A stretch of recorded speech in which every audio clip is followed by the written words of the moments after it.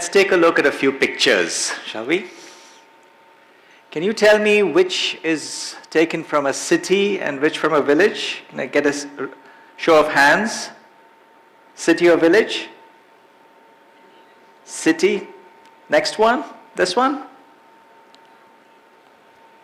Town. And one more. In fact, they're all from the edge of Chennai in Kanjipuram district. Now look at this image of India, of South Asia taken from space at night. City lights show up in abundance, but their outlines seem to be hard to discern. Is that really Delhi? Or one big blur that extends all the way down to Ahmedabad and Mumbai? And another corridor going to Punjab through Islamabad, coming down the Indus to Karachi. And where are the actual boundaries of Chennai and Bangalore? My name is Sudhir Chella Rajan. I teach at the Indian Institute of Technology in Madras. I work on questions of environment and political and social theory. Now, if you ask any Chennai auto driver to take you to the city limit, you'll watch them getting angry. Even they can't tell you where Chennai ends and the countryside begins. One moment, you're dodging potholes on Omar, and next, you're buying coconut water from a roadside vendor who still insists that you're in Chennai proper only.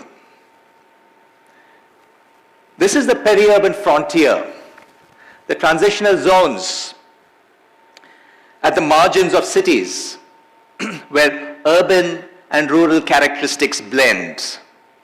And it challenges every understanding we have about urban planning, governance, and sustainable development. Peri-urban regions are in-between places that don't fit traditional definitions of city or village. They form when cities expand outward in unplanned, irregular ways. And the result is a confusing patchwork. You suddenly find shopping malls right next to paddy fields. You find apartment complexes without proper water or sewage connections, and different groups clashing over land use. According to the UN, 68% of humanity will live in urban areas by 2050. But most of that growth isn't going to take place in established city centers. Instead, you will see it happening in these poorly defined hybrid zones, spaces that our current governance structures are poorly equipped to manage. Why are these areas difficult to manage? They're particularly hard to manage because they fall between jurisdictions. City corporations may lack authority there, and village panchayats might find themselves not having the capacity for sudden infrastructure demands. This creates a governance vacuum where multiple agencies have overlapping responsibilities, but no one has clear control. Consider this. If you're trying to get a water connection approved in Chennai, you'll find yourself going to 6 different offices, filling out the same form 12 different times, and at the end of the day, discover that the person who can actually help you sits in that small cabin behind a tea stall vendor that nobody told you about. In peri-urban areas, even that tea stall vendor won't be able to tell you which office handles what. When cities grow too fast, they devour everything around them, and our ecosystems pay the price. Rapid urban sprawl fragments forests and wetlands into isolated pieces that slowly collapse, while disrupting how water moves through the landscape. Dense urban areas create hard surfaces that shed rain instead of absorbing it, and natural flood controls get paved over. What is the result? Places like Chennai face severe flooding during the rainy season and water shortages as soon as the rains stop. Meanwhile, cities expand into the best farmland, pushing food production to more distant marginal soils and creating longer polluting supply chains. For instance, most of the food that is available in Chennai comes from places that are more than 300 kilometers away. In fact, potatoes and onions have probably seen more of India than the average software engineer who's been working at home since 2020.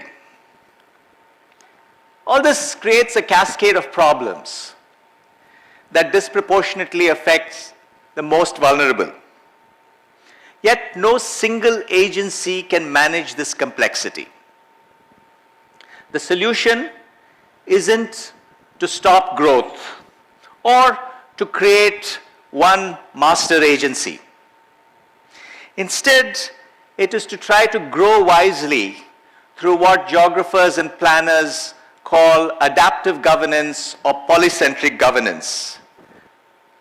Multiple government and non-governmental actors working together across these fuzzy boundaries in order to address the challenges of the day. Adaptive governance is a framework for managing uncertainty through multi-stakeholder collaboration and transformative change. If you've ever tried to get your apartment association to agree on anything, you can see how ambitious all this sounds. But when it does work well, adaptive governance means that communities turn waste into resources. Residents crowdsource maps of their neighborhoods, and apps will send flood warnings directly to people's homes with the help of other agencies. We can think of adaptive governance at three different interconnected scales. The community level, involving neighborhood-based initiatives, the landscape level across multiple settlements and ecosystems, and the bioregional level, which is a larger area involving large ecozones and entire watersheds. Each scale involves a different process, but they must all work together. In peri-urban neighborhoods, community members work with local officials and NGOs to tackle everyday problems like water, sanitation, and food security. For instance, in Kerala, the state government supports neighborhood women's groups called Kudumbashri. They organized community kitchens and distributed food during the 2018 floods and also during the COVID-19 pandemic. In Kachipattu, near Chennai, residents are creating kitchen gardens and working to reduce gang violence with support from local government and nearby companies. The Nook, which is a local self-learning center that we at IIT Madras helped to create, improved the skills and confidence of several young men and women. For instance, after attending a Nook workshop, Ramya and Charumati, both in their 20s, started making and selling organic fertilizers to local farmers, thereby improving their self-confidence and also achieving some degree of financial independence. A peri-urban landscape is a cluster of such communities that could become either fragmented into poorly governed areas of hypergrowth with devastating ecological consequences, or a vision of blue-green infrastructure that combines natural water features and green spaces where new economic plans come into existence. Vietnam's Mekong Delta Plan is an example of this. To combat flooding and address soil erosion, they developed tailored solutions for urban fringes, agricultural zones, and transitional areas. They involved local communities, academics, regional governments, national governments, and local businesses in this process. So you can see how collaborative governance, adaptive governance, can work really well. In Greater Chennai, the Muthukadu Kovalam sub-basin is a landscape where nature-based design can address rapid urbanization while creating economic opportunities through similar blue-green approaches. A peri-urban bioregion is an even larger area defined by natural features like watersheds or climate zones rather than city or district boundaries. People work together effectively in a bioregion because they share a common understanding of how to live sustainably in that large area. For example, in the Chennai bioregion, which is characterized by this watershed made up of our 4 rivers, there's an opportunity to use Porambok lands, meaning traditional shared spaces around water bodies, to grow food and build climate resilience. With coordinated action and state government support, we could envision a situation where local landless farmers grow food sustainably, achieve some degree of financial independence for themselves, and also protect the environment. The future may not be urban or rural, but woven from both. As urbanization accelerates, we need to embrace the peri-urban mindset, thinking in hybrid categories, planning for uncertainty, and building resilience through diversity. This is the meaning of adaptive governance, where collective intelligence becomes our lifeline and creates coalitions of the curious, from neighborhood associations to landscape partnerships to bioregional collaboration. Climate resilience emerges when communities, governments, and other organizations pool their knowledge and work across all these areas and scales simultaneously.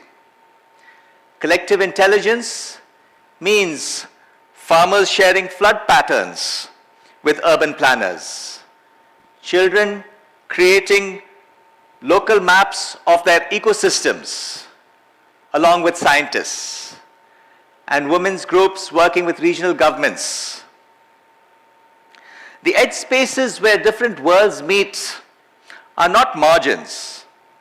They are the laboratories where collective intelligence becomes our lifeline and meets adaptive governance.